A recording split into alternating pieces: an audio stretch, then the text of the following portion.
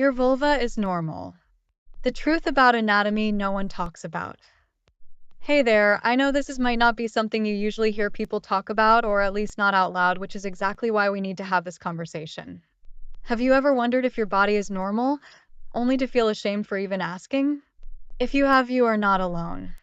Today we are here to help normalize vulva diversity, debunk the myths that are fed by porn and social pressure, and gently explore why so many women and girls are considering labiaplasty. This video is for educational purposes and is meant to be body positive and respectful. Again, I am not a medical professional, but I am passionate about women's health issue and body positivity. So what is the vulva? So what are these terms? According to the National Cancer Institute, the vulva is defined as the external female genital organs. This includes the inner and outer lips of the vagina, the clitoris, and the opening of the vagina, as well as its glands, the opening of the urethra, and the mons pubis. While the vagina is defined as the muscular canal that goes from the uterus to the outside of the body. Very often when people say vagina, they mean the vulva. But technically, the vagina is just the internal canal, while the vulva is everything you see on the outside. Now let's go over some other terms. The labia majora are the outer lips. They can be thick, thin, smooth, wrinkly, light, dark, half-covered, or bare. All of this is normal. The labia minora are the inner lips. And before you ask, yes, they can be longer than the labia majora. They can stick out, be uneven, wrinkled, or tucked in. All of this is normal as well. No two pairs are the same. Above the labia is the clitoral hood.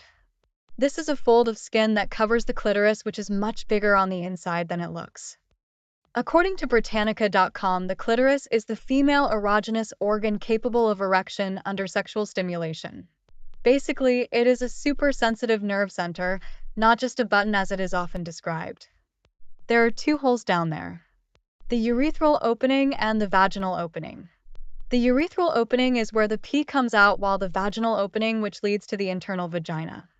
These are often overlooked in education, but they are important too. Every vulva is different, similar to how we think about fingertips, eyes, DNA, and snowflakes. There is no one right shape, size, or color. And if no one has told you that before, let me be the first. And remember, there is a wide range of normal. So why do people think their vulva is wrong? Let's talk about where these insecurities come from, because they don't just appear out of nowhere. From the time we are young, the only images we see of bodies, especially vulvas, are either censored, blurred, or idealized. I mean, think about it. School diagrams are vague or incomplete. Media rarely mentions female anatomy at all. And porn, well, it often shows just one kind of vulva: small, symmetrical, tucked in, and hairless. The truth? That is not real diversity. That is editing, surgery, or bias selection. This often leaves us staring at ourselves in the mirror, wondering why we don't look like that. When only one version of vulvas is shown, such as in the Barbie look as some call it, anything outside of that feels wrong. But guess what? That ideal isn't medically or anatomically more normal. It is just what has been and is being marketed. Even ads for feminine hygiene products often use coded language like fresh and clean, as if the natural body isn't okay. That messaging isn't harmless. It teaches shame. In some countries, social media platforms will even censor anatomically accurate educational content, but allow sexualized content as long as it fits the aesthetic, and I feel that says a lot. So if you ever looked at yourself and wondered, am I normal? That is not a failure on your part. That is what happens when society hides the truth and sells a lie. And remember that media only shows what is considered acceptable, usually after editing or surgery. Most sex education avoids the topic or gives incomplete information. Porn often features a narrow aesthetic and not a real variety.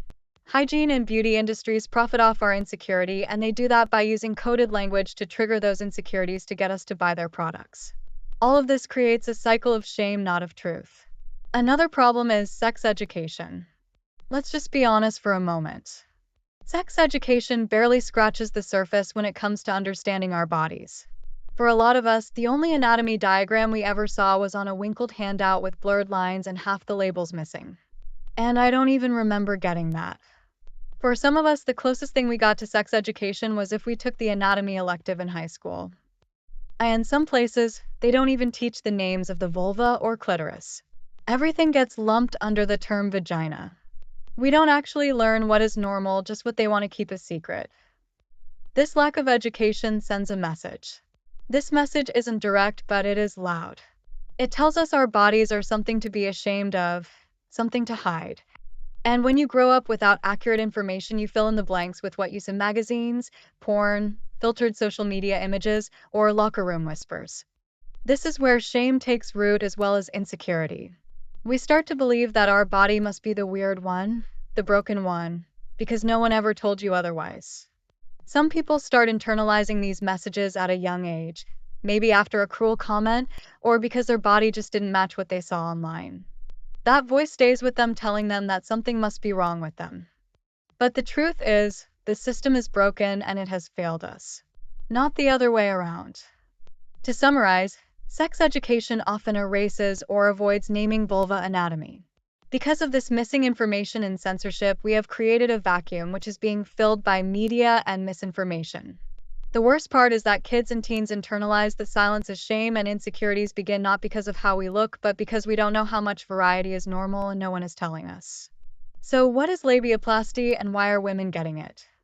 According to the Cleveland Clinic, labiaplasty is a surgical procedure usually done to reduce the size of your labia minora.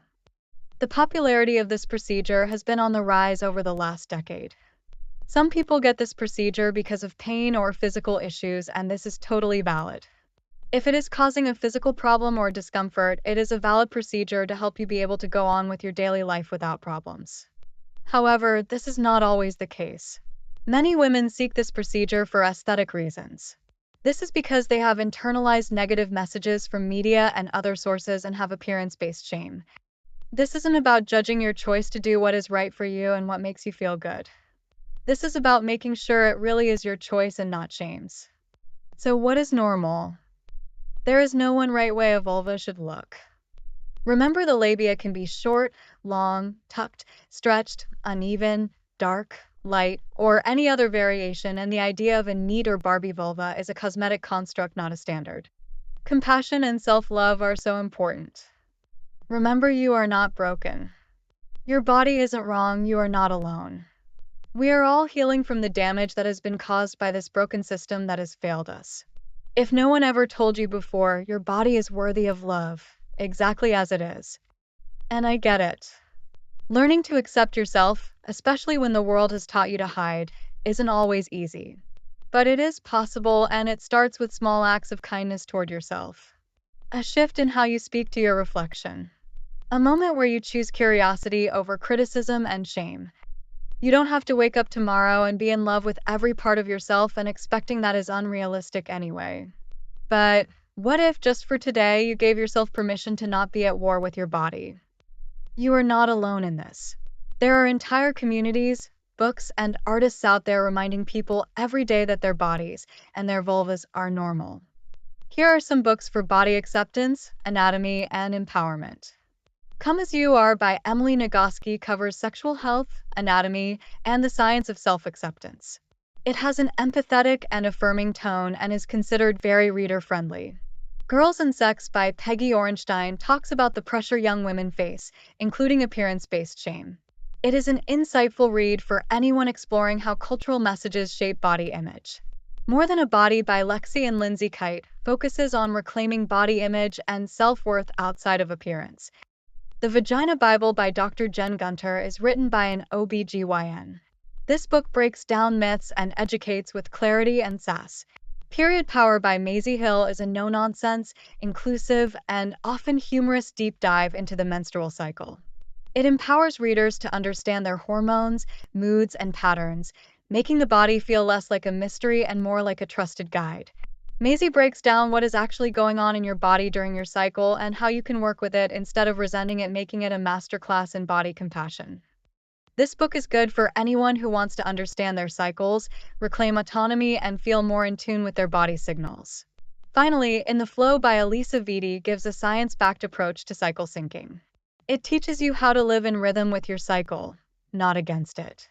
It is about seeing your body as powerful and deeply intuitive, not as a burden.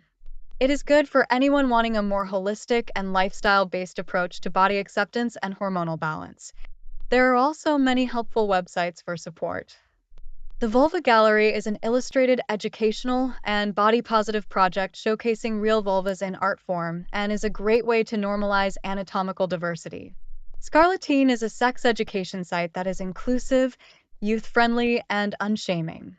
It covers anatomy, consent, self-love, and more. The body image movement focuses on empowering people to embrace their bodies. The Labia Library is an online photo gallery created in partnership with Australian Health Services, showing real, unedited vulvas from people of all backgrounds and all shared with permission to help normalize diversity. There is no graphic or explicit content, just real anatomy shown respectfully for the sake of learning and self-acceptance. The more we see how different bodies really are, the easier it is to stop shaming our own. And if you are tired of seeing filtered, edited, and unrealistic bodies on your feed, try following people who actually celebrate diversity. Here are a few body-positive creators and educators who have helped me learn to be kind to myself. Dr. Jen Gunter is an OBGYN and author of the Vagina Bible. She uses science to bust myths with sass. Great for educational content around vulvas, periods, and medical misinformation. Megan Jane Crabb showcases bright, colorful, and radically self-loving content as it focuses on unlearning body shame and diet culture. Alex Light talks about disordered eating, body image, and self-worth while encouraging gentle acceptance and real representation. Stephanie Yeboah showcases plus-size fashion, body politics, and confidence. They often speak about societal pressure and internalized shame. Michelle is a body confidence coach who covers boundaries, self-worth, and dismantling toxic beauty messaging. Vanessa Marin is a sex therapist who offers a lot of free resources as well as paid classes. Her content is very body positive and helps people understand their bodies, how to navigate mismatched sex drives, and that everyone deserves to feel good in the bedroom. Sometimes the first step to loving your body is just changing who you let speak into your everyday life. Remember, it is okay to have questions. It is part of what makes you human. Talk to your trusted medical team, or if you don't have one or don't know if the information they are giving you is accurate, check out some body-positive platforms. If this video resonated with you, or if you have ever struggled with how you feel about your body, I would love to hear your thoughts in the comments, as much or as little as you feel comfortable sharing. This is a shame-free zone, and you are welcome here whether you are still learning to accept your body or already walking in that confidence. And if you just want to say thank you or let others know they are not alone, that matters too. So let's be kind to ourselves and each other. Your body is worthy of love exactly as it is. And remember, love always wins.